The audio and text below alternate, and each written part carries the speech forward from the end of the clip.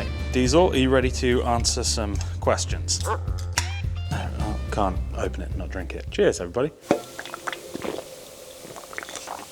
I'm sure that sounds great on this microphone. All right, so I went onto the interwebs and I asked you on Facebook, on Instagram, on YouTube to ask me some questions. Would you rather sweat mayonnaise or cry glitter? How often do you wash your snake? What that mouth do? If you were a kitchen utensil, what would you be and why? Do you miss Australia? Diesel, I think I might need another one of these to answer some of these questions. All right, well, here we go. I guess let's get the big one out of the way. This is from Brad DeBerti, and he says, how long have you liked men? Well, honestly, Brad, you're the first one. You're the first one that I've ever had a true bromance with. I met Brad on the BFG Phenom launch where we went to the racing school, the Skip Barber Racing School, and I met Brad for the first time, and me and him hit it off like a house on fire. We are now known as Bradham. Yes, we did come up with that name together, and he's got some really cool shit planned for 2025 that I am definitely going to be getting involved with. If you don't know who Brad is, go and check out his YouTube channel. I'll link it below. He builds some epic cars with his dad, and they do all sorts of fun stuff out on their ranch homestead thing out in the middle of nowhere. I don't even know where they live, but yeah, go check him out. Love Brad to bits. So yes, Brad, I do like men, and you are top of my list, my friend. So let's just address the elephant in the room here. This elephant in the room. This is about all that I have left of the Golf R. If you don't know, I was involved in a pretty serious accident about 3 weeks ago. The Golf R is no more, and I will be talking about it in an upcoming video. But yes, I am honestly lucky to have come out alive. So we will talk about that, but this is my little homage to the Golf. These are sort of all the things that are left. I thought about maybe making this into like a pendant or something. But yeah, it was pretty crazy, pretty scary. I'm obviously very upset because the car was running absolutely amazing. But I'm okay, that's the most important thing, and cars can be replaced. So there are a lot of questions in here asking how the Golf is. I will tell you in a couple of weeks' time. Just gotta get some other things out of the way first, and then we can talk about what happened with the Golf. But yeah, lots of you asking that very same question. So thank you for caring, thank you for asking. I'm good, my back's a little bit sore still, but no cuts, no bruises, no breaks. Well, bruises, but no breaks. So yeah, all is well. Emily Christine Thompson says, pros and cons of living in Havasu. So the pros of living in Havasu, I love it here. There's just so much space. I mean, you know, I am so lucky to have this amazing workshop studio space here at the house where I can keep all my toys, work on them, do things like this. It's amazing. I just got this new tool chest, which is phenomenal. This is about the size of the garage that I had when I lived in Newport Beach. So yeah, it's very nice to be able to have all of these things to do the things that I love. I also love the people here. Obviously, I've spoken about that before. The weather is amazing. Right now we're in winter, so it's cooling down. I'm wearing a hoodie.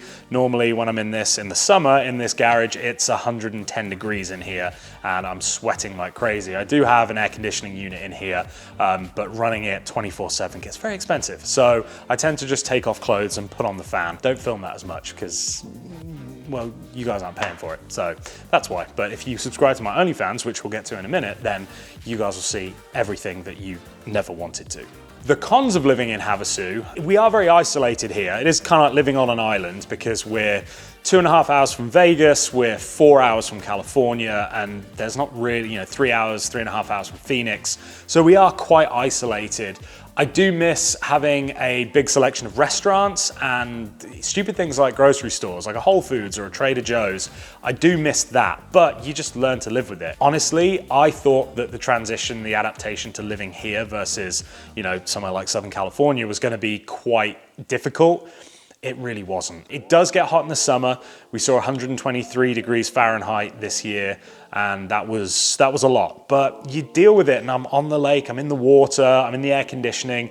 Diesel absolutely loved it. I mean, I was worried that he might find it a bit difficult. He didn't struggle at all. He just swam and laid in the AC. So it was a really, really good summer, and I'm very excited for summer 2025. Now that I've really got my feet under me here in Havasu, and I'm starting to become more well established. So yeah, really not many cons at all. I am so pleased that I did the move. I mean, another con would be that I don't get to see my friends from Southern California as much, but you know, again, that's fixed by getting in the car or having them come out here to visit me.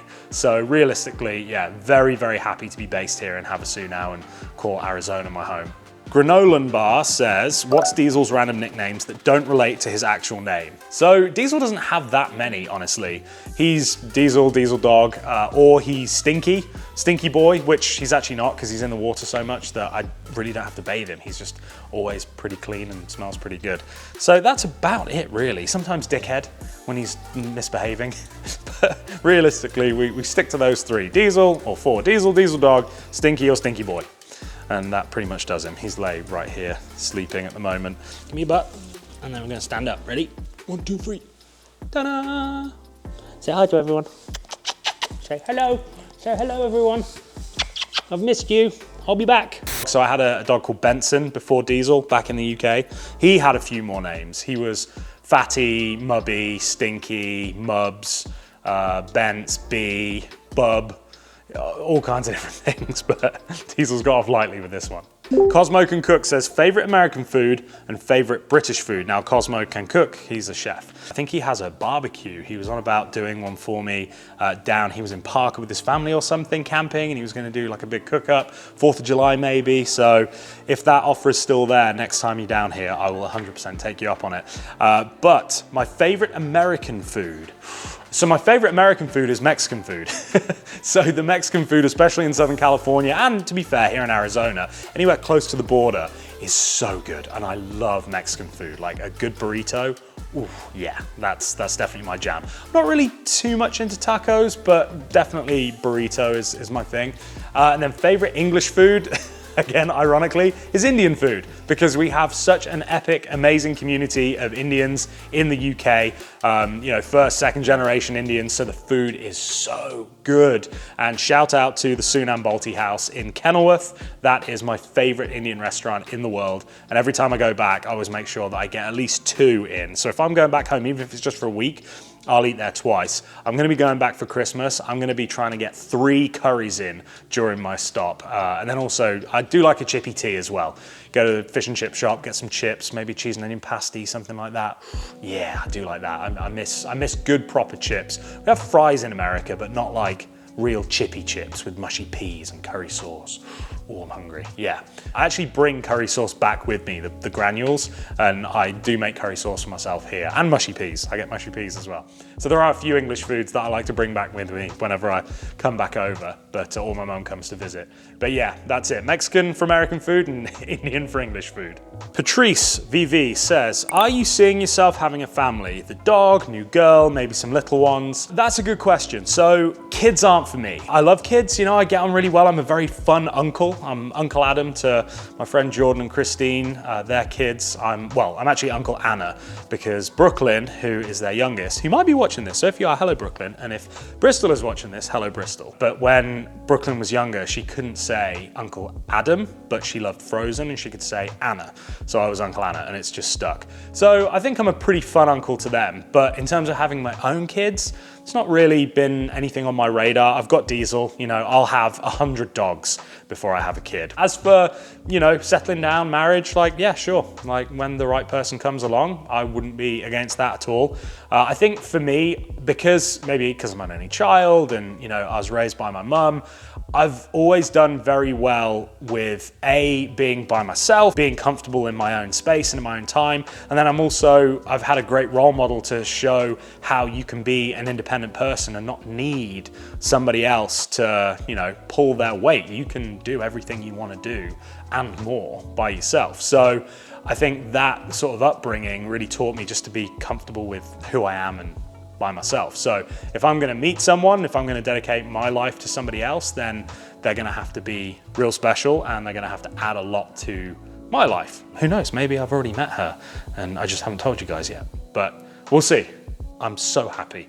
I probably am the happiest in my 30s than I've ever been. My 30s have been absolutely great to me. So yeah, long may it continue. Sherry0010, what would be the second thing you would do for a career? So I think I would do something like a police dog handler, like a canine unit in the police. I really respect police and law enforcement. I think they have such a tough job and they get such a hard time. And I take my hat off to each and every one of them that goes out and risks their life every single day to, keep you and me safe. And so I think that would definitely be an interesting and fun, I don't know if fun's the right word, but that would be an interesting career for sure. And obviously incorporating the dogs into it as well is another passion of mine. So that's something that when I was younger, I wanted to do. And so I think I would probably consider doing something like that. Martial arts instructor. I did teach back when I was younger. So I taught martial arts from 16. I had little after school classes with kids. And then as I got older, I started to teach adults and I taught all the way through till I turned 27 and then moved out here and had to stop teaching. So yeah, I'm a 4th degree black belt in SeaDoo, which is a Korean karate, kind of like Taekwondo or Shotokan. And I absolutely love it. Martial arts is honestly my first real passion in life. And I would say that the only true sport or like activity that I was just naturally gifted at. I mean, I had to work at it. I worked really hard. Everything else is, I really, really have to work at it. Whereas martial arts just felt good. So yeah, I'd probably go back to doing something like that, either police dog handler or martial arts instructor, one of those two. Dazzler, what's your favorite? SeaDoo adventures, off-road or off-grid camping? Cheers, Daz. Cheers, Daz. I would say I love being on the water and I love being on the water and then going camping. So that is definitely something that's probably top of my list. I love the off-roading stuff and the overlanding, and the truck, which is behind you guys, is amazing. I absolutely love this thing. And the fact that I can go the place I can go and live comfortably in it is really cool. But yeah, if I had to choose, it would be the SeaDoo adventures, lakes, rivers, ocean, anywhere. Just give me a body of water with some cool stuff to go and explore and put me away from people and I'm happy. And then yeah, camping out wherever I can find a place to beach it. That's definitely top of my list. I'm not gonna answer how often do you wash your snake?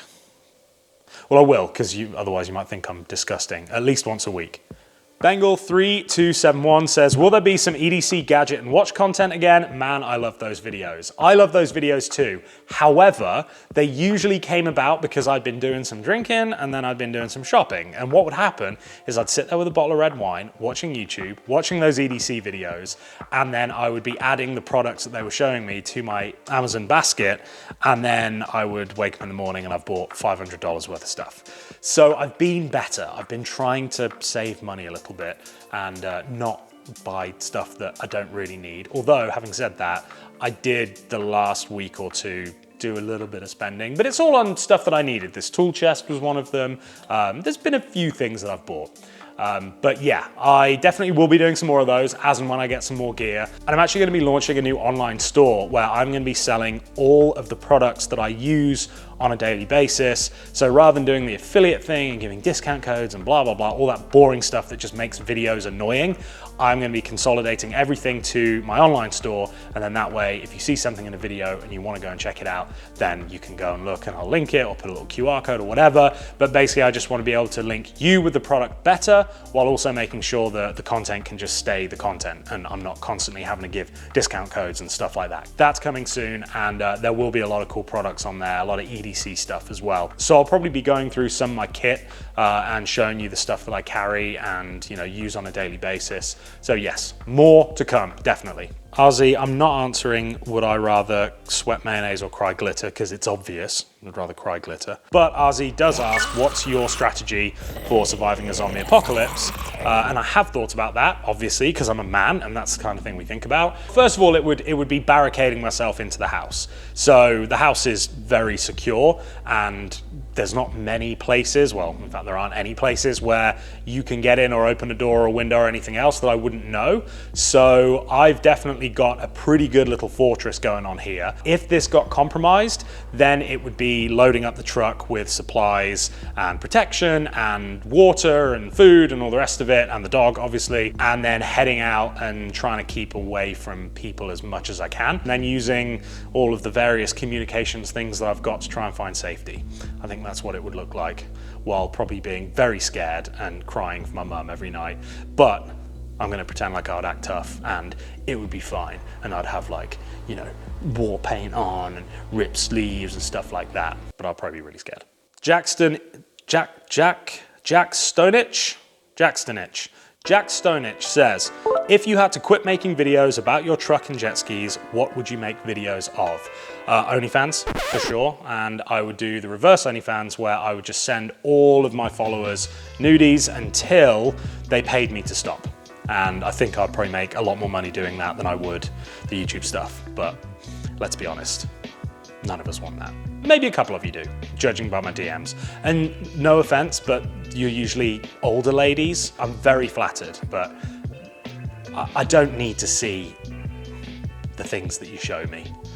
Okay? Thanks.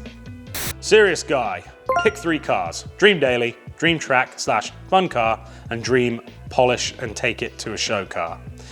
Dream Daily, I think I've got it, this truck. I would actually, if I was gonna make it my Dream Daily, then I would probably put it on some 40-inch tires. I would do the big fender cutouts, which maybe one day I will. Right now it is under warranty, so I'm trying to keep it, you know, relatively stock so that I can use that warranty if I need to. But yeah, I would probably go a little bit bigger with the wheel and tire package and the suspension. But yeah, this truck is just a beast. I absolutely love it. So that is my Dream Daily. Dream Track / Fun Car would be a 911 GT3 RS for sure. No, sorry, GT2 RS. If this is a dream, GT2 RS, 100%, with some little mods that I would want to do to it. And then my Dream Polish and Take It to a Show Car. That's not really my style. I want to use them. I don't just want to polish them and drive them to have people look at them. So I don't really have something like that, because it would be something like a Ferrari F40 LM, but I'd want to track it. You know what I mean? But just for you, I'd keep it polished and I'd take it to car shows. And then that way it can get in my 3-car garage. Resmall says, how's the Panzera holding up after your wild adventures? Funny you should ask that. So I actually just reconnected with Panzera. So they went through some stuff a little while ago with some legal issues, and they've come through that the other side now, and they've got a bunch of new models, and they've updated their design language so they look a little bit different to how they used to. It's no lie, they did used to look like another popular brand, and the name sounds very similar to that popular brand, and there was some issues. So they've got that all sorted now, and the brand, I believe, has gone to a much better place and is now a lot more unique. I mean, I loved them when they first came out, but this new stuff they're coming out with is really nice. And I am actually gonna be having some of them on the channel fairly soon, because I haven't had my hands on them. And I was just saying about my e-commerce store, they will be on the online store as well, because they're such a good watch. So mine, they're doing great. I wear mine every now and again. I mean, I've been wearing this Garmin a lot for my adventure stuff, but my Aquamarine, my Panzera Aquamarine that I always wore with the neon yellow strap, my signature strap, love that watch. It's on my watch winder. It's still keeping the exact time. Just awesome watch. So yeah, if you haven't seen Panzera watches, then stay tuned to the channel, because I will have some on soon. And they are a great entry level, like luxury adventure everyday watch. Jordan Garnett 90, what's been the biggest skill, experience, or life lesson you've experienced this year? That would have definitely been the golf accident. And the life lesson is, don't crash, because it sucks. It's very scary for you and your loved ones. I don't recommend it. So that's probably my biggest lesson this year. Keep it shiny side up, rubber side down. You won't go far wrong if you listen to that advice. Bert Fraser, when are you going to pull the trigger and get yourself a UTV? Well, we'll see. Stay tuned.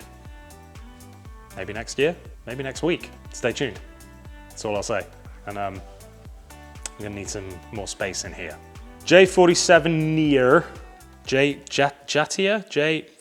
I don't know how to say that.